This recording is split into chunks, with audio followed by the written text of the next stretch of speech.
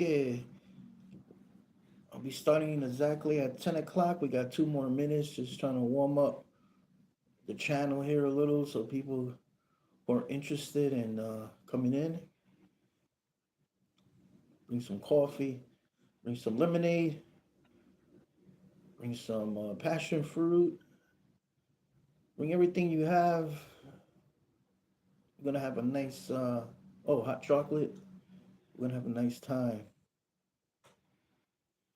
Para toda la gente de Puerto Rico, República Dominicana, Cuba, que ven mis videos, muchas gracias por todo tu apoyo. Yo sé que yo vivo aquí en Nueva York, soy gringo, ¿ah? Eso que me dicen, lo trato todo posible para comunicar con mi gente en la Caribe. También a Sudamérica. Yo estaba viendo los análisis y yo vi que hay mucha gente en Sudamérica que están viendo este canal. What I said in Spanish was that I'd like to thank everyone from the Caribbean and South America, those Spanish speaking countries. I see the statistics and I'm watching how many people are watching the show. That's wonderful. The Taino Fun House. And it's a place where we can have fun. And it's a bohio. It's an international bohio that welcomes everyone. You don't even have to be Taino. And let me see what time. Oh, it's 10 o'clock.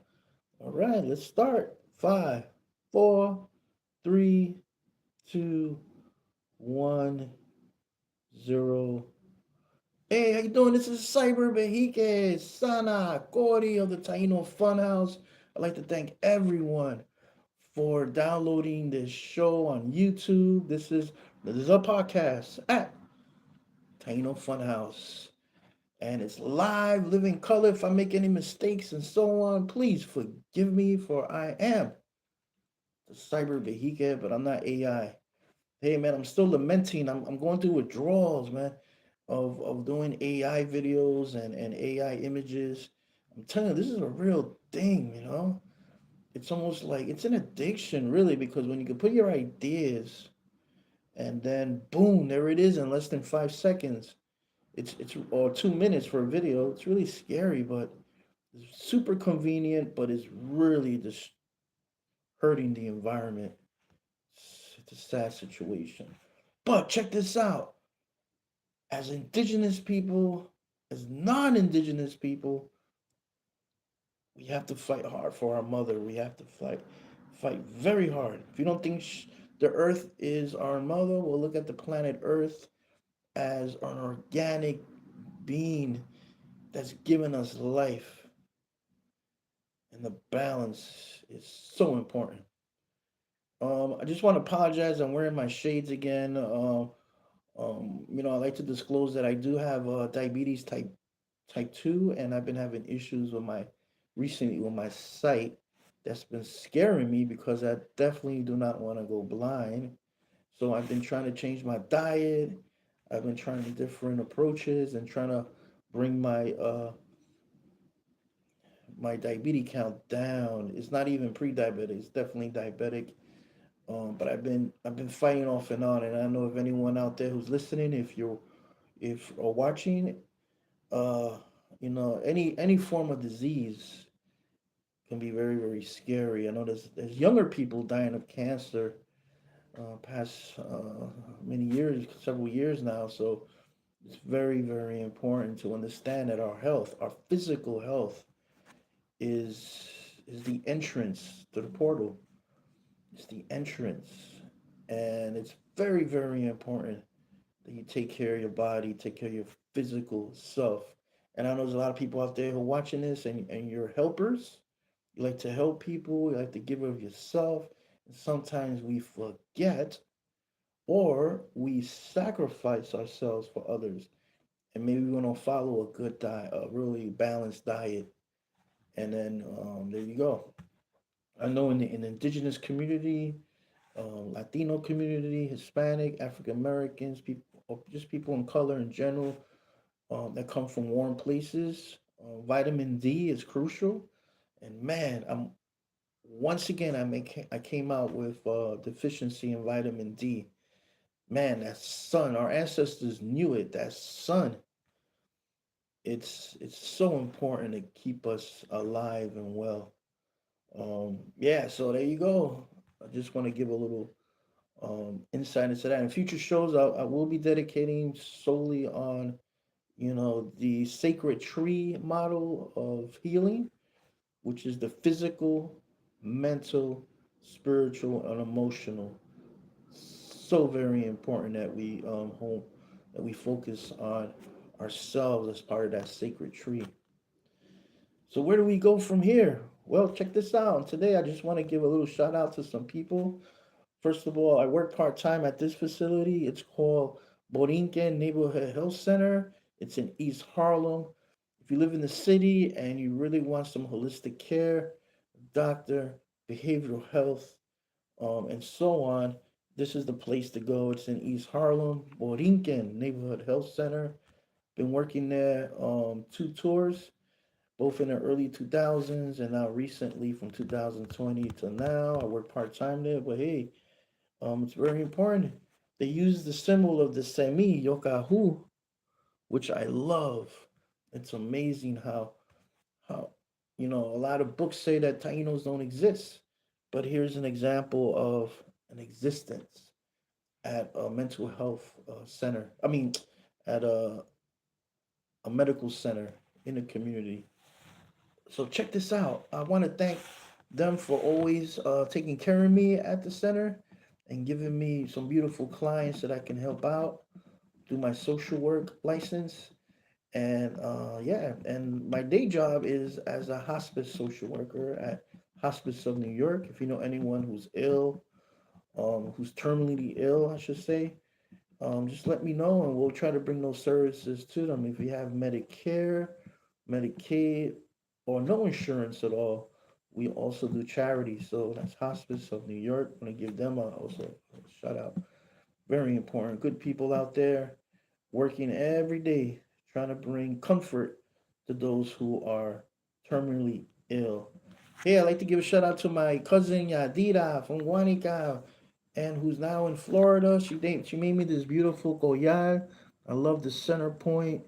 It's kind of like a warrior slash Behica necklace, and I really, really love it. I'd like to thank her for that. Hey, I'd like to thank Wawan Sesh as well, who made this beautiful mug for me for the Taino Radio. And I'd like to thank you, Wawan Sesh. You're a great woman and a scholar and so on. Hey, Jennifer, if you're watching this, Jenny, thank you, man. I love this. I've been using this a lot. Hold on a second. Let me play this. This is that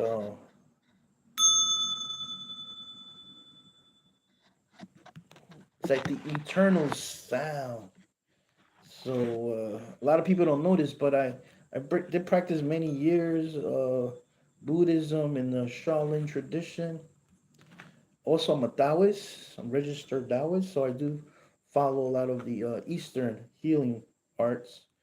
And hey, I'd like to thank Carlos Fonseca of Arayeke Yukayek for also making this beautiful necklace for me.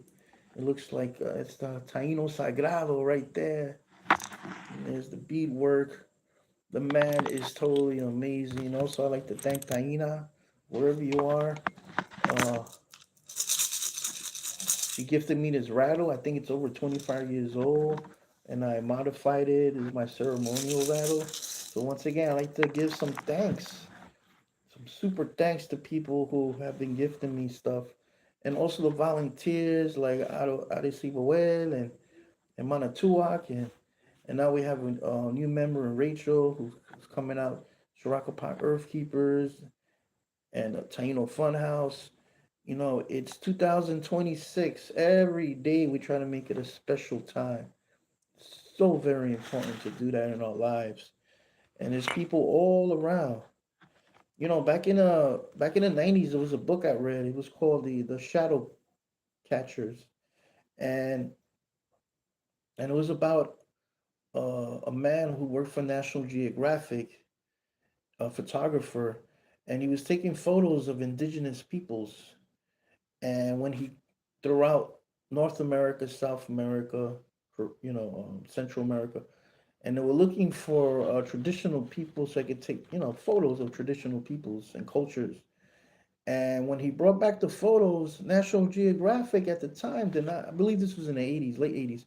They did not like what they saw because the photos they were watching were photos of indigenous peoples that were just chilling. They were laughing, they were joking around, they were doing normal things. It wasn't that stoic Native American you see in Hollywood, like hey, oh. So here's the thing. Eventually he had to leave his job, and the people that he recorded, the people that he was taking photos of, he made a lot of connections. He went back to those people and he went on a spiritual journey. It's a beautiful book. If you can find it, it's called The Shadow Catchers. And one of the things that I learned in that book that he taught and he learned the hard way is that wherever you walk in life, wherever path you take, um, it's it's instinctual to look at the negative and say, "Oh, I can't believe that this person did this to me. Oh, I can't believe, now look at me. I lost my job, and you know, I hate everyone." It's so man, it's so natural to do that. Um, in the clinical sense, I was reading an article that said that the brain, 80% of our thoughts is negative. So then and again, we're fighting this negativity. So So in this book, the Linares was the medicine man from Mexico, one of the Mexican indigenous peoples. And what he taught him was, hey, I hear you that you experience all these negative events, but do you remember that woman that fed you when you had no food? Do you remember that man who fixed your flat tire? So sometimes we totally forget people who just when things are really, really terrible, they are there for us. And sometimes we just forget or we don't notice them because their impression in our lives was so simple that we forgot. So I just want to take the moment. This is why I took the moment to thank people for their gifts. And wow, also, I'd like to thank Jessica Stephanie Bailey of Arakeyu Kayek, who did a wonderful job recently this past year at Yale. Um, Taino Vive exhibit. I thank the staff there. I'm still experiencing that spirit. I'm still processing that of working with Yale and trying to you know researching and being one with the sacred objects and the history of it. And Christina Gonzalez, I'd like to thank you, who's Dr. Christina Gonzalez. Thank you for your referral, and you started it. You started the ball. So you see, we all make an impression on people, and sometimes we don't realize that. So that's why I wanted to share that. Now, with that being said, there's a lot of stuff going on in the world. There's a lot of stuff that's not happy for many of us. Now there are a percentage of people who are thrilled with what's going on in the world. And I'm not here to judge, but we as human beings, we are very complicated. This brain of ours, super complicated. So what helps human beings survive, my theory, through thousands of years, is that, we need one another to survive. That's why we're a social being. That's why it's inhuman to put a prisoner in solitary confinement. If you do that long enough, they will lose their mental capacity, and you could.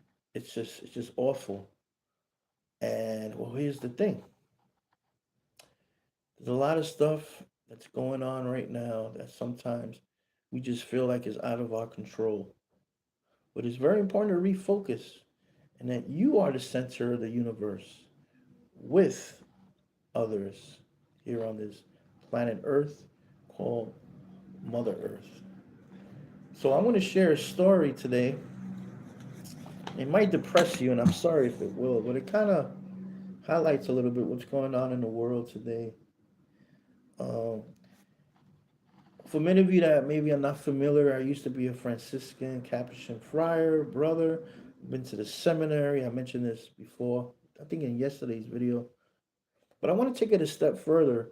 Back in 1990, I was saying 1992, as I was preparing to enter the religious order, I started reading a lot of books on St. Francis, and I ran into this book called The Short Accounts of the Destruction of the Indies by Bartolomé de las Casas.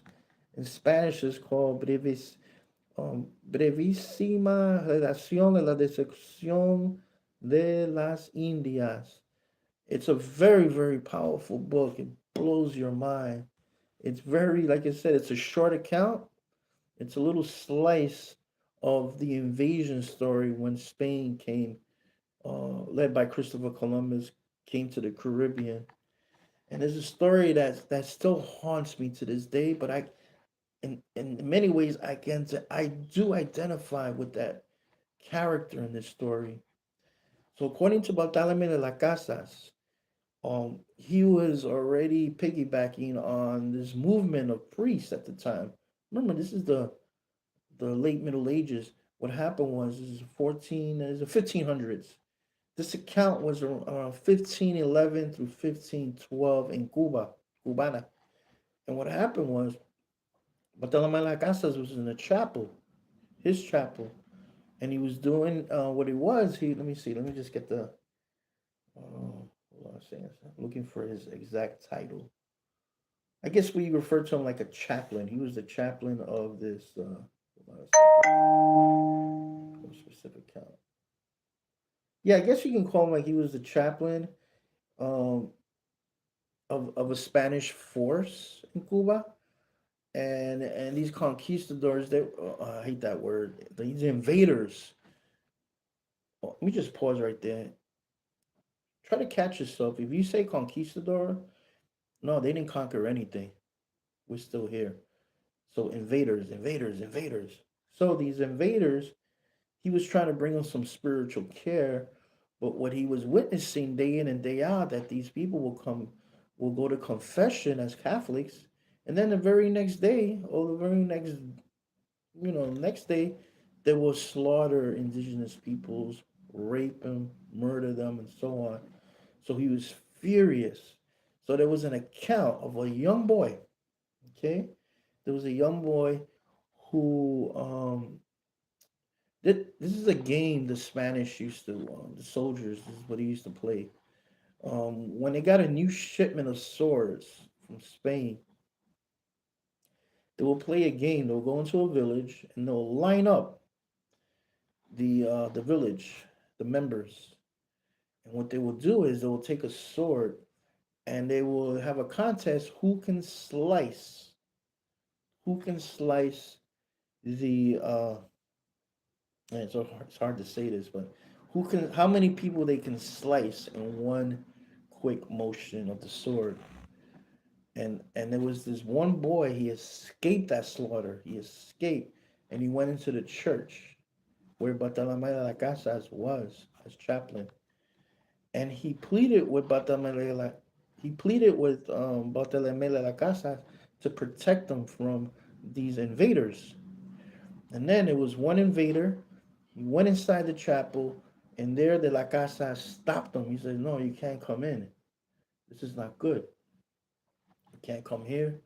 This is a sanctuary, and this young boy is seeking sanctuary." So what happened was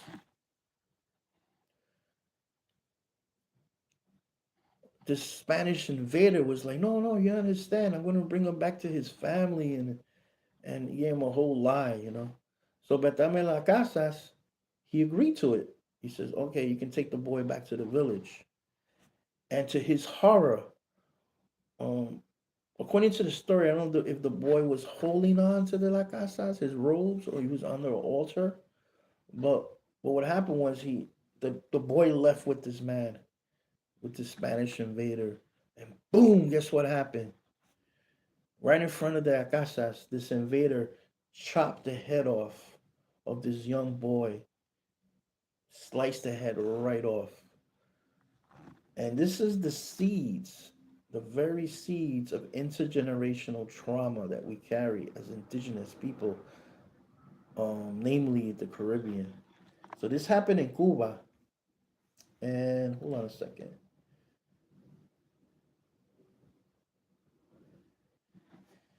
So Batama de la Casas, what he did was he wrote Spain. He wrote Spain. He wrote the Pope about what he was witnessing. So yeah, so de la Casas, he broke the norm of being that good priest, that good Catholic priest, defending the Spanish invasion, and he was a paradigm shift for him, but he wasn't the first one. We know Father Montesino was the first one to really speak out and spoke to Rome, the Pope. But De La Casas was continuing that tradition. So he highlighted the hypocrisy of these invaders to the church. Um, their whole goal as Spanish and invaders was to spread Christianity, especially Roman Catholic Christianity, while at the same time they were causing terror upon the indigenous people. So he was trying to explain this to the church. And then he went as far as explaining it to Prince Philip II, who was the king at the time.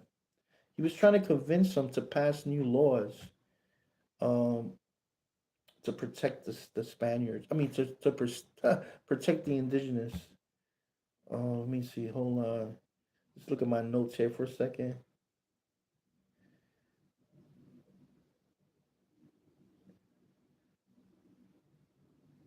So basically, as he was kind of punished. Like I said, he became an older man. He was sent to Mexico. He spent most of his life with our ancestors, the Taino. If you read his books, it's huge volumes because his whole goal was, man, these people are going to be extinct soon. I have to write as much as I can to preserve their memory.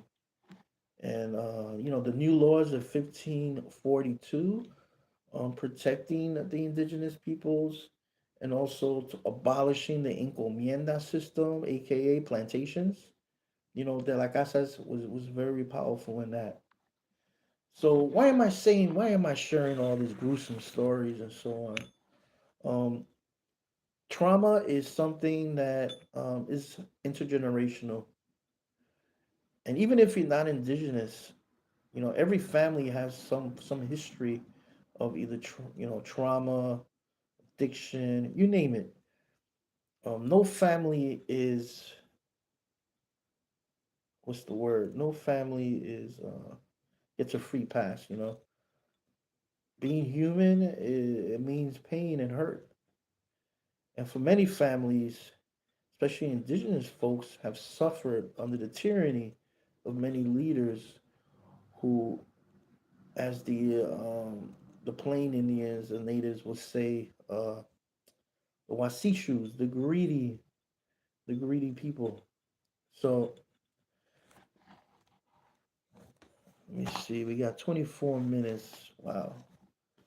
I'm going to end this by just introducing 10 ways that I wrote in my book about 200 ways to heal from trauma. I wrote this. I call it a healing manual for humanity. So it's not just for indigenous Caribeños, Caribbean folk, but this is for everyone who suffers trauma. So the first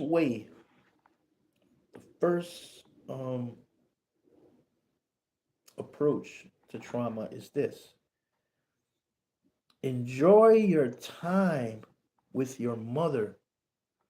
Enjoy your time with your mother. planet Earth, or for us indigenous, the Earth Mother. That's the first camino, that's the first path, of understanding, healing trauma.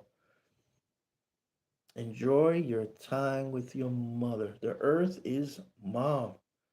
The earth, her breasts are those trees that give us um, the fruits, the roots that come from the earth, like the yucca. It gives us nourishment. The rivers are her veins, the blood source. We must honor her. Number two, find ways to do things you like to do. Of course, in a positive way, not hurting anyone, but do things that you find enjoyable. Okay, something you like to do. Okay, you gotta take time for yourself. This is what we call self care. Number three, clarity is to see clearly. Clarity is to see clearly. Open your eyes when confused. I don't know if you ever have an experience of true confusion, what's going on. Sometimes the brain is slow in processing, but this is what I'm talking about. So, clarity is to see clearly. Look at the situation in front of you, around you, behind you. Okay? And then once you do that, open your eyes when confused. You got to look at the facts. Maybe it's not that person that's been messing with me or trying to get me fired, or maybe it's not my partner who's cheating. Wait, there's something else going on here, and this is when you open your eyes when confused. Okay, don't hide. Open your eyes. So, number four, pick a trail. You got to pick a trail. When the trail ends, start a new one. There you go. Start a new one. When you're at the end of the trail, just start a new one. And I believe, my theory is this what keeps us alive. Longevity is constantly thinking of ways of creating a new trail. And I believe once we stop doing that, that's when we lose that will to live. I want you to think about that. Your body is worth caring for. So, once again, the body, our physical self, needs your attention. It super does.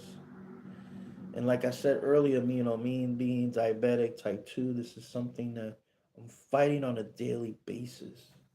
So we got to take care of our bodies. Okay, number six. If you don't care for your body, you will die a premature death. Now it took me a while to write that statement to understand it. But what I'm saying is, if you do certain things to your body that's risky, you might be looking at a premature death. So, as we know, scientifically, this body can live a long time if you take care of it. Some people live over 100 years old. I have one patient, one of my in my caseload. She's 100 years old. I have a 98-year-old. Um, there's a lot of elders that I take care of, and one thing that I find in their life that they share with me is that they were very disciplined when it came to their body. They weren't risky. They didn't risk a lot of things when it came to their body. So I don't want to scare you guys, but I put the word will. You will, you will die a premature death. I made it strong like that because hey, um, you don't take care of your body, positive results will not come about. Number seven, Be happy with your body, for it is the entrance to your being. What am I mean by that? Many people, I think we all at one point, there's something that we really don't are not happy about when it comes to our bodies. Maybe it's a body part or appearance, losing hair or whatever, or having issues with sight. There's always stuff that bothers us, man, and it drives us crazy. So what I'm saying here in this whole sense of healing from trauma, be happy with your body, for it is the entrance to your being. So when you get to the essence of who you are as a human being, the body is the entrance, is the door, it's the entrance to the cave. And if you're lucky enough, you can find a life partner that will help you on that trail, on that journey. It's also not just luck, but it's a blessing. And we have to work at it because you have choices. You have choices. And for many of us who suffer trauma, sometimes we don't make the correct choice or the positive choice. But again, we're always learning. Part of mistakes, oh, I should say, part of gaining knowledge is making mistakes. Okay, number 8. Humans are perfectly imperfect. There you go. Hold on a second. So, humans are perfectly imperfect. So, I'm perfectly imperfect, and I'm all right with that. I'm all right with that. It's kind of cool. Humans are social beings. Yes, we are social beings. We need one another. Okay. Um. Yeah. A mother, a son, daughter, dad, neighbor, lover, bus driver, doctor, social worker, therapist. Listen, we can try our best, but we need the help of another. So important. So important. Number 10, and the last way I want to review today. My family fed me love. Listen to this. My family fed me love and discomfort. We all know, and I'm a parent. I'm a father of two beautiful children. I just want to say right now, every parent tries their best to show their children love, but we also show them discomfort. And part of that discomfort is teaching our children as they grow the life process, their psychosocial lives. We try to teach them how to be lawful, eat right, study right, respect, honor, and so on. And that's, as humans, we know it's in our makeup. The children, we're going to challenge, we're going to rebel. And it's that as the child learns when they're 2 years old, no, no, no. And then, positive parents that stick with it, they will try their best. So that's where we experience discomfort. For many people, many children, unfortunately, their discomfort leads to may lead to trauma when it comes to physical abuse, verbal abuse, sexual abuse, and so on. So depending on your life story, wow, there's love and there's discomfort. And that's the key of healing is to look at that discomfort. Okay? It's like looking at a wound. The physician or the healer, they need to get into that wound. They need to see what's going on.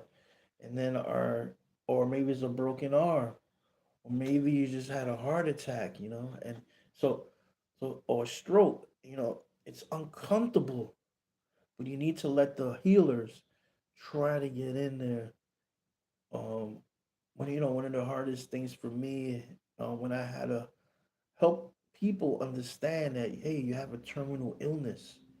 If your illness runs its natural course, your life is limited. But here's the thing: you confront the discomfort of that knowledge, and then you heal each day. So I just want to give you those 10 ways. I was thinking about that young boy today. I was thinking about the politics in the world. It's not an easy time. It's never an easy time. As human beings, our human experience is imperfect. So I like to let all of you know that this is not easy, but it's very important. You find a rattle as a Taino. As a non-Taino, find an instrument that brings you some comfort. Okay, play some music. Go to a party.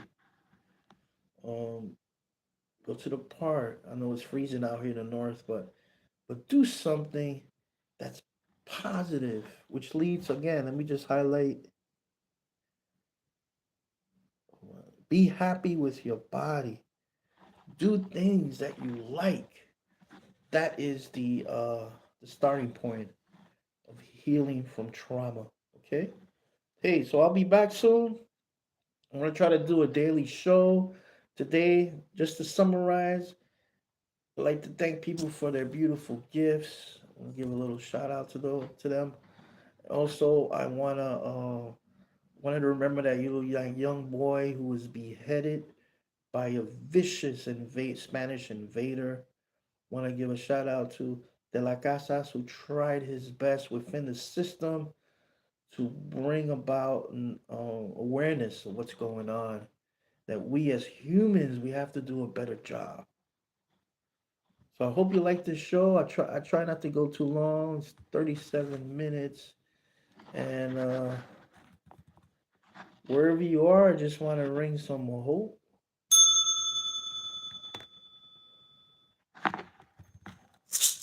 Whoa,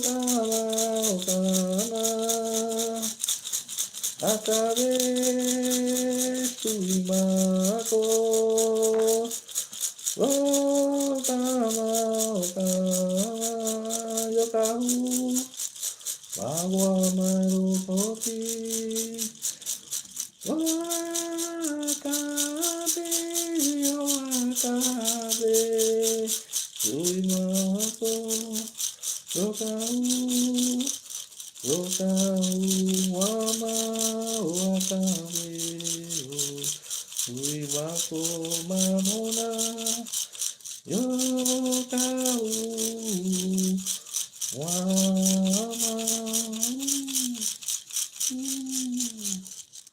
Thank you all for downloading the show, and I'll see you soon. All right.